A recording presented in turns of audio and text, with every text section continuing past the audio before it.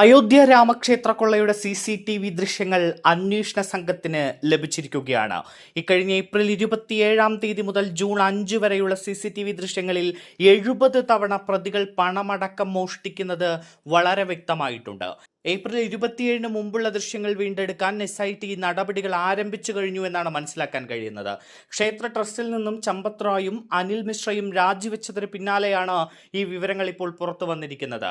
ആരും അറിയാതെ എങ്ങനെയാണ് മോഷ്ടാക്കൾ തട്ടിപ്പ് നടത്തിയത് എന്നതിന്റെ വ്യക്തമായ വിവരമാണ് പ്രത്യേക അന്വേഷണ സംഘത്തിന് ലഭിച്ചിരിക്കുന്നത്. ക്ഷേത്ര ട്രസ്റ്റ് ഉദ്യോഗസ്ഥർക്ക് ബാങ്കുകളിൽ പണം നിക്ഷേപിക്കുന്ന വേളയിൽ മോഷണം നടക്കുന്നുണ്ട് എന്ന സംശയം ഉണ്ടായി എന്നാണ് വിവരം. സംഭാവന ബോക്സുകളുടെ പരിശോധനയിൽ ചില അസ്വാഭാവികതകൾ ഇവരുടെ ശ്രദ്ധയിൽപ്പെട്ടു. ഏകദേശം 6 മുതൽ 7 ലക്ഷത്തോളം രൂപയായിരിക്കും ഓരോ സംഭാവന പെട്ടിയിലുമായി ലഭിക്കുക. എന്നാൽ ഒരാഴ്ചയോളമുള്ള കണക്കിൽ 500 രൂപയുടെ കെട്ടുകളിലുള്ള കുറവ് ഇവരുടെ ശ്രദ്ധയിൽപ്പെട്ടു. സംശയം അധികരിച്ചതോടെ പണം എണ്ണിത്തിട്ടപ്പെടുത്തുന്ന മുറികളിൽ ഒളിക്യാമറകൾ സ്ഥാപിച്ചു. ഇതോടെയാണ് മോഷണവും മോഷണ രീതിയും പുറത്തു വന്നത് എന്നും NDTV റിപ്പോർട്ടിൽ വ്യക്തമാക്കുകയാണ്. ദൃശ്യങ്ങളിൽ മോഷ്ടാക്കളിൽ ഒരാൾ CCTV ക്യാമറകൾ മറയ്ക്കുന്നതും മറ്റൊരാൾ മോഷണം നടത്തുന്നതും വ്യക്തമായിട്ടുണ്ട്.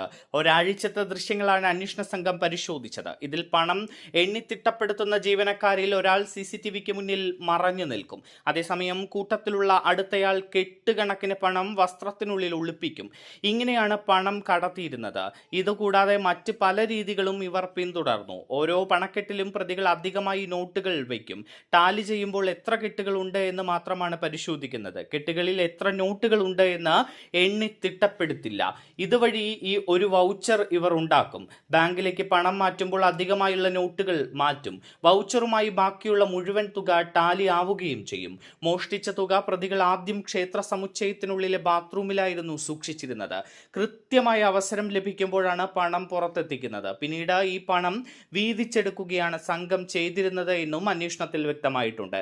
2024 ക്ഷേത്രോദ്ഘാടനം നടന്നതു മുതൽ മോഷണം ആരംഭിച്ചു എന്നാണ് ചില വൃത്തങ്ങളെ ഉദ്ധരിച്ചുകൊണ്ട് NDTV റിപ്പോർട്ട് ചെയ്യുന്നത്.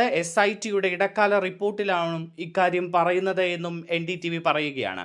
ഈ വർഷം മാത്രം ഏപ്രിൽ 27 മുതൽ ജൂൺ 5 വരെ 70 തവണ മോഷണം നടന്നത് റിപ്പോർട്ടിൽ വ്യക്തമാണ്. സംഭവത്തിൽ ബാങ്ക് ഉദ്യോഗസ്ഥരും സംശയ നിഴലിലാണ്.